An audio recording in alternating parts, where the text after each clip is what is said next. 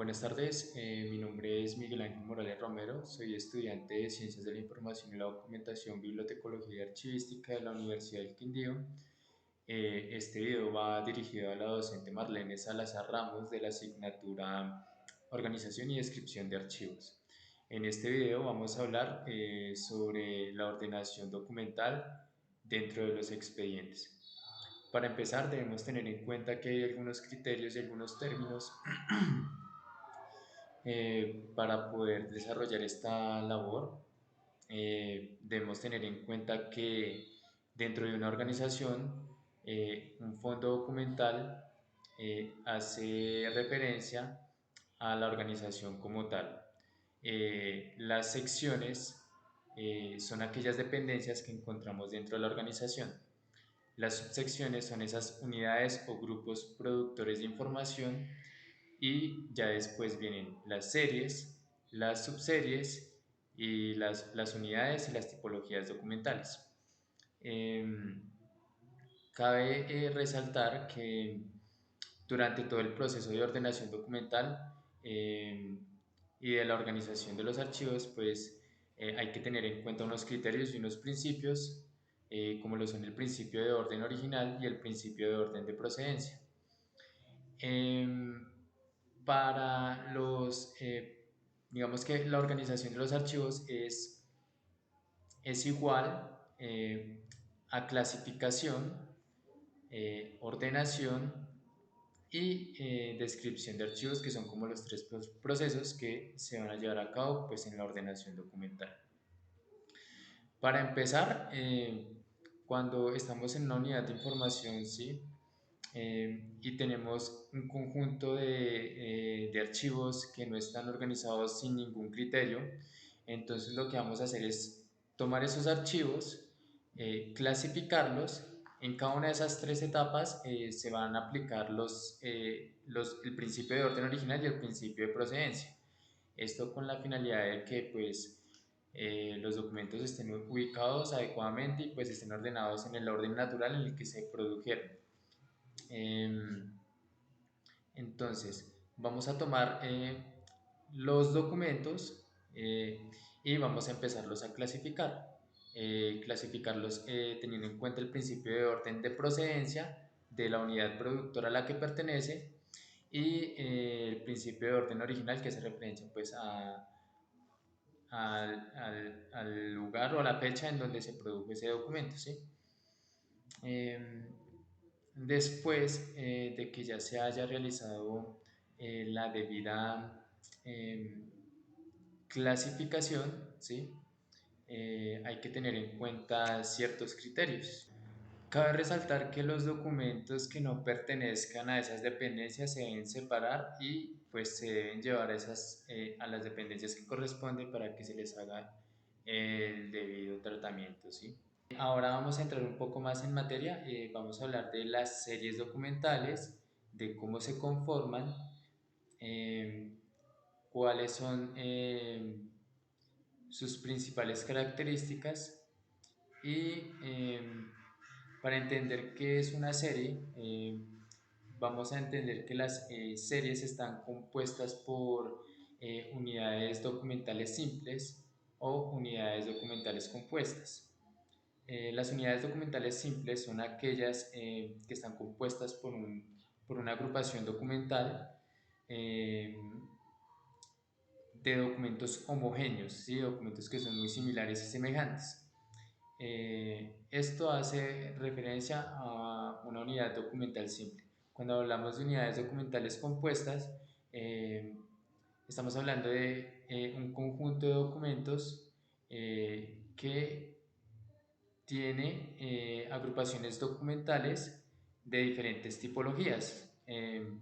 Todas responden a un mismo trámite, pero entonces está la diferencia entre agrupaciones documentales simples y agrupaciones documentales compuestas. Bueno, las principales características de las series son que son producidas en función de la actividad que desarrolla la organización. Digamos que las series, bueno, es necesario que son necesarias para iniciar o finalizar un trámite.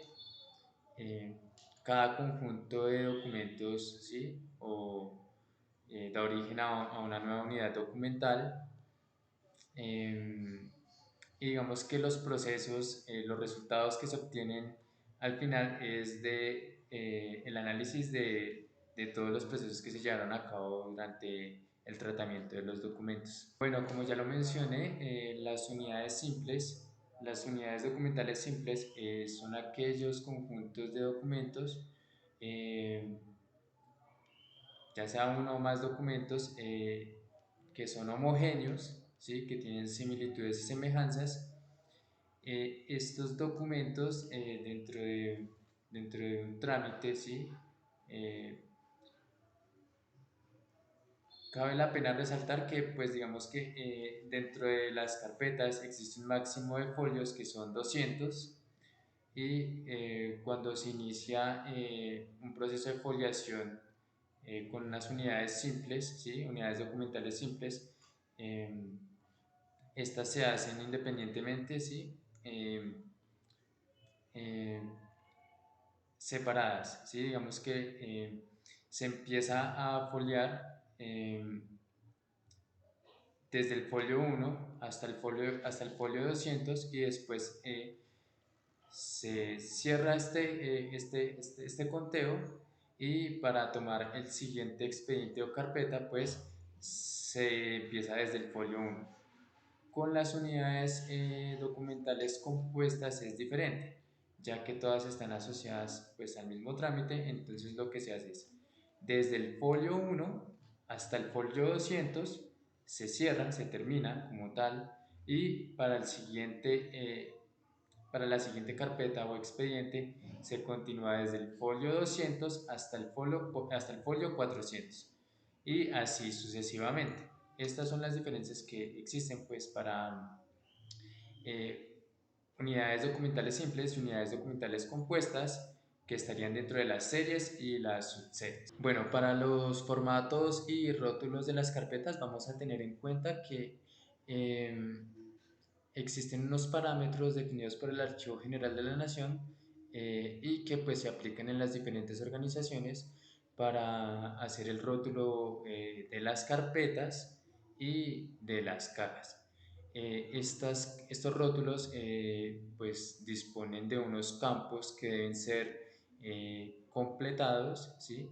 Es como un formato que ya está establecido para posteriormente ubicar y recuperar la información, ¿sí? De manera fácil y rápida. Entonces, dentro de los campos del rótulo de las carpetas, tenemos la dependencia o sección, que es uno de los primeros campos. Entonces se coloca la dependencia y se coloca el código de la dependencia. En el siguiente campo tenemos la oficina productora, en este caso es la subsección, y tenemos también el código de esa subsección o oficina productora. A continuación vienen la serie y la subserie con sus códigos correspondientes. También tenemos el nombre del expediente. Hay un campo para colocar el número del expediente. Tenemos la fecha inicial del expediente, la fecha inicial y la fecha final, dependiendo del trámite o los procesos que se estén realizando. También hay un consecutivo, porque pues esto tanto para la organización de las cajas en los estantes, como de las carpetas y de la foliación, se debe hacer de manera consecutiva, de izquierda a derecha. Tenemos un campo también para correlativo. Tenemos el número de folios, de qué folio inicia hasta qué folio finaliza, y tenemos también el número de la caja, pues para identificar a qué caja pertenece ese expediente. Para los rótulos de las cajas, pues tenemos unos campos que también son muy similares. Estos rótulos deben ser diligenciados con marcador. En el caso de las cajas, no se deben colocar papeles o pegatinas que pues puedan caerse con el tiempo y no permitan identificar la información, ¿sí? Son los campos que podemos encontrar en el rótulo de las carpetas, pero pues asociado a la caja.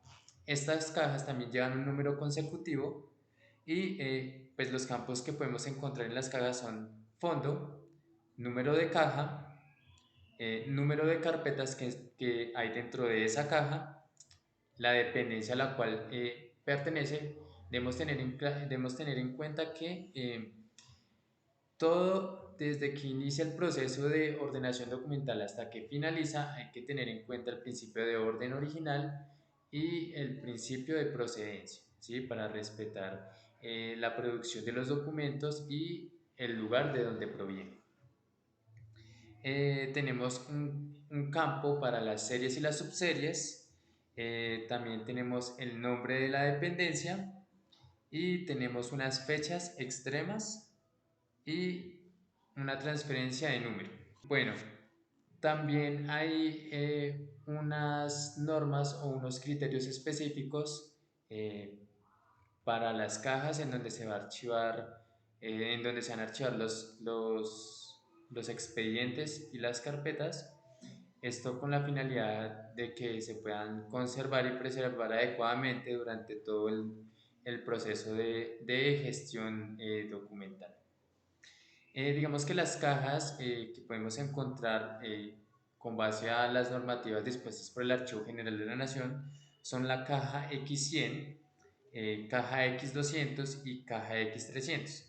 Cada una de estas cajas tiene unos parámetros definidos del número de carpetas que pueden almacenar y pues las especificaciones con relación a su forma. Pues, digamos que son cajas que deben armarse sin utilizar ningún tipo de solución o pegamento que más adelante pueda deteriorar los documentos. No debe tener orificios, pues para evitar que ingrese polución o microorganismos o insectos que puedan deteriorar los documentos. Entonces, pues estas cajas también están hechas con la finalidad de preservar esta documentación.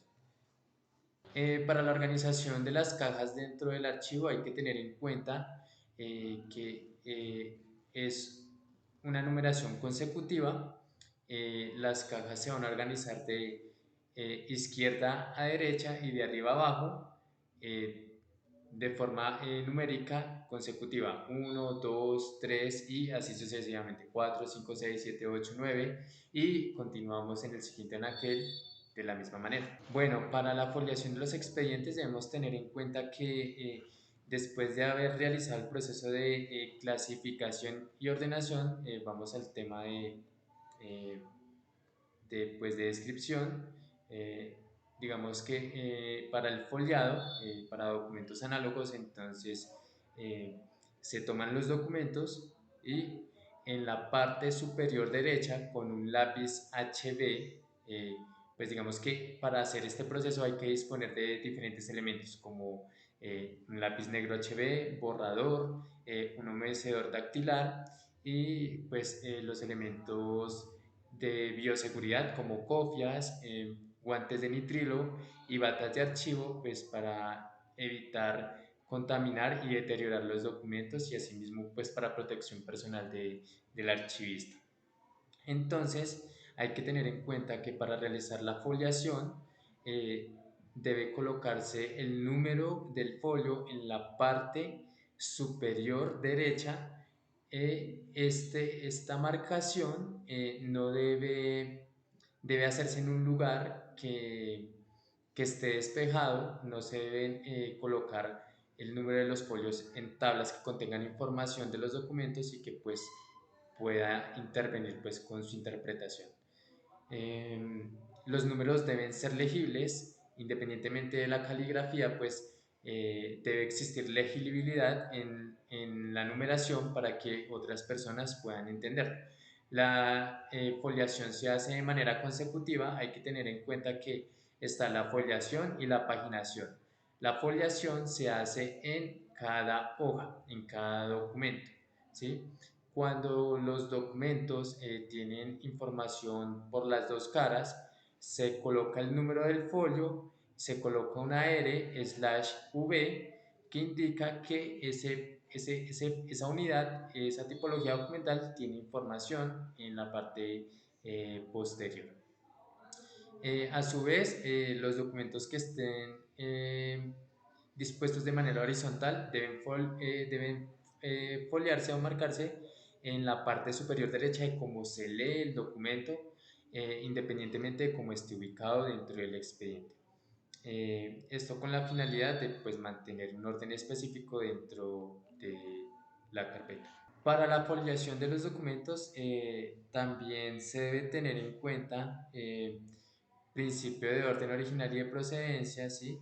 Esto con la finalidad de que pues, los documentos no se mezclen y no pierdan su lógica dentro del trámite o de los procesos que se están llevando a cabo, pues todo esto teniendo en cuenta también los procesos que se desarrollan y teniendo en cuenta los diferentes sistemas de ordenación que existen, que son eh, alfabéticos, numéricos y mixtos, ¿sí? Ya pues dependiendo de la organización y del tipo de proceso que se esté llevando con ese expediente, pues se aplica un sistema de ordenación que sea adecuado sin que perjudique el orden de principio original y de procedencia.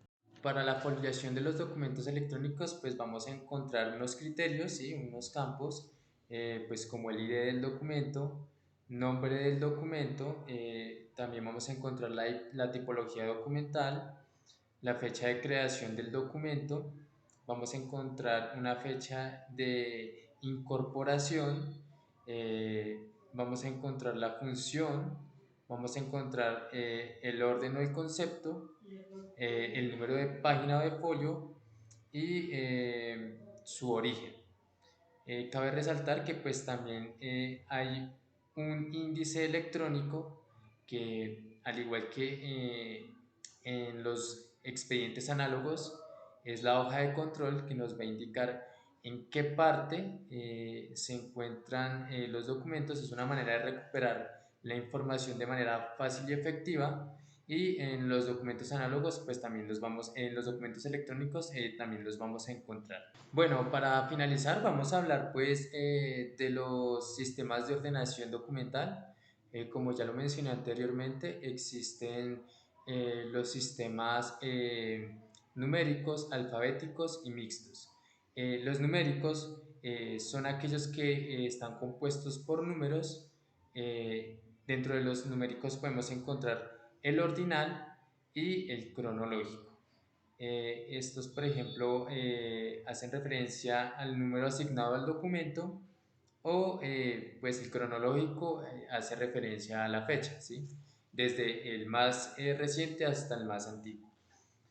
En alfabéticos, pues vamos a encontrar temáticos, vamos a encontrar el onomástico y vamos a encontrar los toponómicos. Los alfabéticos pues hacen uso del alfabeto y en temático pues vamos a encontrar que está ubicado por asunto o por tema. Para los onomásticos vamos a encontrar los nombres de las personas ya sean naturales o jurídicas y para los toponómicos vamos a encontrar nombres de lugares, países, ciudades, departamentos, municipios, etc. Tenemos también los mixtos. Dentro de los mixtos pues están los alfanuméricos. Dentro de los alfanuméricos pues vamos a encontrar una ordenación de series y pues también puede ser un número de identificación o un nombre que mezcla pues datos alfabéticos y numéricos. También vamos a encontrar un ordinal cronológico. Este hace referencia pues también al número o a la unidad a la que pertenece y la fecha correspondiente. Esto sería pues dentro de todos los criterios y pues conceptos básicos que vamos a encontrar para la adecuada ordenación eh, documental, ¿sí? Teniendo en cuenta pues estos criterios y estos principios que son muy importantes para realizar una adecuada labor archivística. Muchas gracias.